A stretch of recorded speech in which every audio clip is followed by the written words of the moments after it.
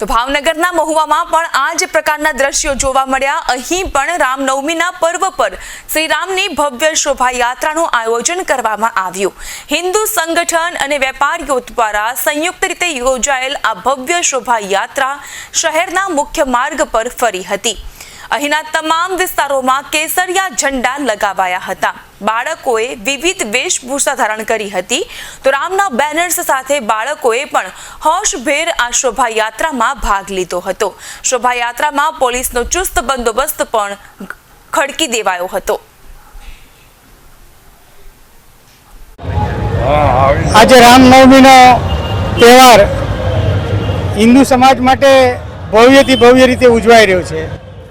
સમગ્ર ગુજરાતમાં પણ હિન્દુ સમાજ ઉત્સાહભેર આ તહેવારની અંદર ભાગ લઈ રહ્યો છે। એવી રીતે મહુવા શહેરમાં પણ એક રામનવમીના દિવસે ભવ્યથી ભવ્ય શ્રી રામની શોભાયાત્રા નીકળી છે, જે વર્ષોથી નીકળે છે। સાથે સાથે આજે ભારતીય જનતા પાર્ટીનો સ્થાપના દિન પણ હોય અને એને લીધે આજે અમે આ યાત્રા દરમિયાન જે ભક્તજનો આ યાત્રામાં જોડાણા છે એ આ તડકાની અંદર એમને રાહત મળે એવા આશયથી અમે અહીંયા ઠંડા પીણાનો એક કેમ્પ લઈ અને અહીંયા ભારતીય જનતા પાર્ટીના કાર્યકર્તાઓ અહીંયા ઉપસ્થિત રહ્યા છીએ।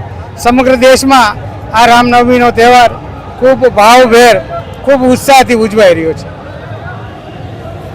આજ રોજ રામનવમીના પાવન પર્વ નિમિત્તે મહુવાની અંદર ભવ્ય શોભાયાત્રાનું આયોજન છે, ત્યારે આ આયોજનની અંદર બહોળી સંખ્યામાં લોકો જોડાયા છે અને એના માટે અમે માંધાતા ગ્રુપ મહુવા તરફથી શરબતનું વિતરણનું આયોજન રાખેલ છે। સૌને અમારી વિનંતી છે કે આપ સૌ શરબતની પ્રસાદી લઈને જજો। જય માતા!